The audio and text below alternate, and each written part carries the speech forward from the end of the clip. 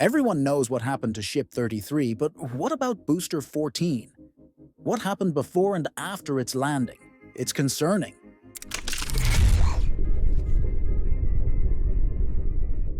Hey, I'm Lucas. Welcome to the SpaceX community. Let's get started. It's been a day since Flight 7, and while everyone is buzzing with curiosity about what happened to Ship 33 during the mission, fewer people have stopped to ask the equally interesting question: what about Booster 14? For all of you who reached out and asked about the booster, thank you. This video is for you.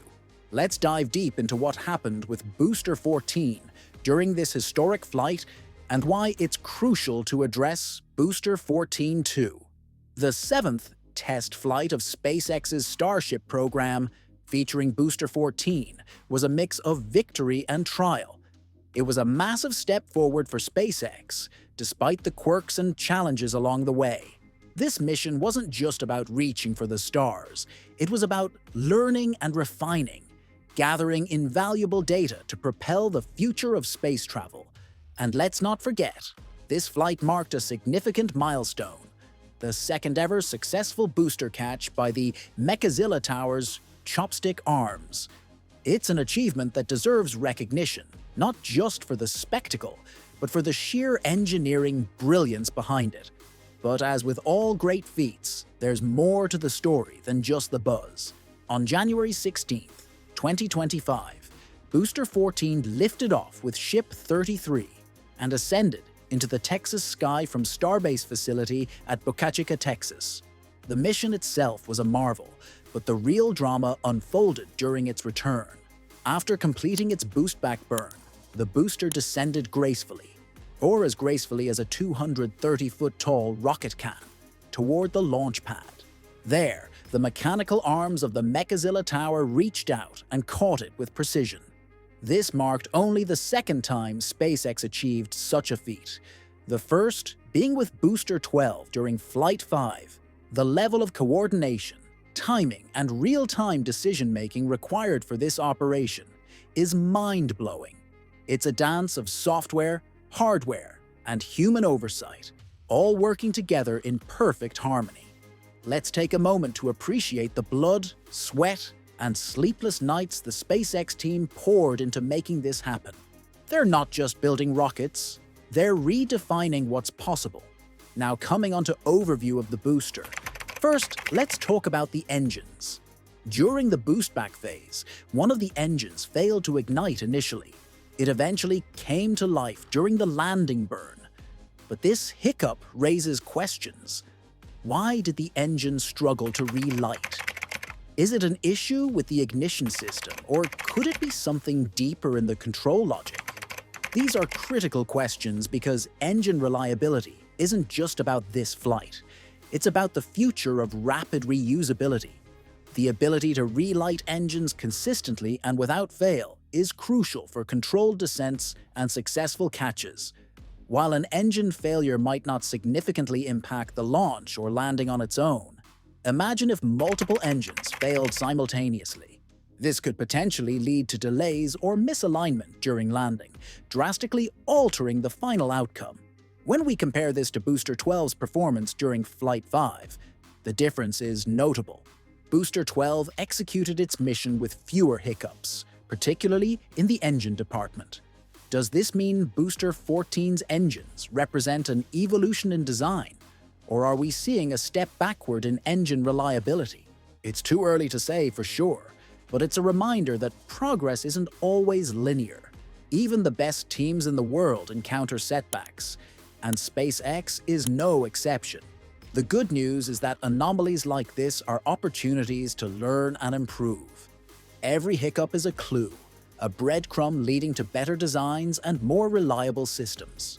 Another aspect of Booster 14's performance that caught my eye was its structural behavior after the catch. Did anyone else notice the increased wobbling? Compared to Booster 12, Booster 14 seemed to shake more after being secured by the chopstick arms. At first glance, this might seem like a minor detail, but it's worth examining. What caused the wobble? Was it the wind conditions that day? The mass distribution of the booster, or perhaps some subtle difference in how the catch mechanism engaged? While it's true that the booster was safely secured and the wobbling didn't pose an immediate risk, it's something SpaceX will need to address if they're aiming for daily launches. Rapid reusability demands not just safe landings, but landings that leave the hardware in pristine condition, ready to fly again with minimal refurbishment. Speaking of structural concerns, let's talk about the engine section again. A photo posted on X yesterday, you've probably seen it, shows what looks like engine warping during the relight phase just before landing. Now, this could be an optical illusion caused by heat distortion or camera angles. But if it's real, it's a potential red flag. I'd like to quickly remind you to subscribe to our channel if you haven't already. We're on a mission to reach 65,000 subscribers by next week. Join us on this journey, and let's see if we can make it happen together. Warping in the engine section could indicate stress or heat damage, neither of which are ideal for a component that needs to perform flawlessly under extreme conditions. What do you all think? Is this something we should be worried about, or is it just a trick of the light? Let me know in the comments, because I'm curious to hear your thoughts. And then there's the catch mechanism itself. While it successfully secured Booster 14, there were reports of catch ramps peeling off. This could point to material fatigue or design limitations under the intense forces involved in a booster catch. It's not surprising, given the stress these components endure, but it's another area where SpaceX will need to focus its efforts. The catch system isn't just a mechanical marvel, it's a lifeline for the booster. Any failure here could mean the difference between a triumphant recovery and a costly setback. And let's not forget the software. The algorithms controlling the catch must process thousands of data points in real time, making split-second decisions to align the booster perfectly. The fact that a manual command from the flight director is still required before committing to a catch speaks volumes about the complexity of this operation. It's a delicate balance between automation and human oversight, one that SpaceX is continually refining. It's just amazing when we think about all these, right? When we step back and compare Flight 7 to earlier missions, the increasing complexity is evident.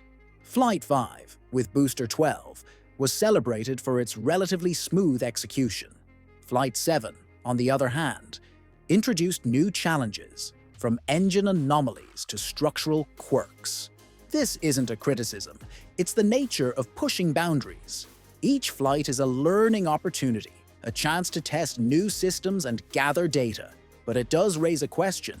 Should SpaceX slow down the pace of introducing new variables?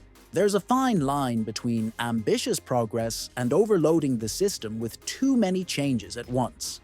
Finding that balance will be key to achieving their goal of sustainable, rapid reusability. From a technical standpoint, Booster 14's journey is a microcosm of the broader challenges SpaceX faces. The excitement of a successful catch still comes with the realization that there's still work to be done. The engine relight issue, for example, highlights the need for deeper dives into reliability. The wobbling and structural concerns post-catch underscore the importance of resilience, not just in flight, but during recovery. And the catch mechanism, while a visual spectacle, remains one of the most stressful parts of the mission for both hardware and software. Each of these elements is a puzzle piece in the larger picture of making space travel more accessible and sustainable. Looking ahead, SpaceX will undoubtedly pore over the data from Flight 7 with their characteristic thoroughness. They'll analyze every frame of video, every sensor reading, and every line of code to understand what went right and what needs improvement. The focus will likely be on enhancing engine reliability, refining the catch mechanics, and ensuring the structural integrity of the booster. It's a tall order, but if anyone can do it, it's SpaceX. So, how did Booster 14 do? In one word, spectacular. But if we're aiming for perfection, and SpaceX always is, there's still work to do. This flight was a testament to the team's ingenuity and resilience, a reminder of how far we've come and how much further we can go. For all of you who asked about the booster, I hope this deep dive answered your questions. Keep those comments coming, because every question you ask helps us all learn and grow together. Until next time, this is Lucas, signing off from the SpaceX community. See you in the next episode. Thanks for watching today's episode. Don't forget to subscribe and give us a thumbs up if you enjoyed it. Stay tuned for another great video tomorrow.